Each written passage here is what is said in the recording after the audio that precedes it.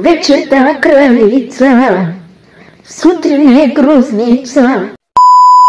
Току-що осъзнах, че всичко е възможно. А щом всичко е възможно, значи мога да отида на Марс. Понеже забелязах, че баба Гърнушка е напълнява с тведжени уикенди всеки ден. Затова днес аз съм решила да я накараме да потича из къщата, да отслабни малко, като си представи, че аз съм месо и тя иска да ме хване и ще й пусне малко мотивираща музика. Лютеничка, лютеничка, за кебабчето. Дайте кетчуп, за да стане още по-вкусното. Аре, ма какво ти стана, бебе? Бяха 10 метра и припадна. Ама като за първи път добре. Айде почини си 5 минути и пак започваме. Сега аз съм инспектор и ще проверявам качеството на предметите на баба Гърнушка. Масата е от Темо, то се личи. Вратата на колата е от Еконт.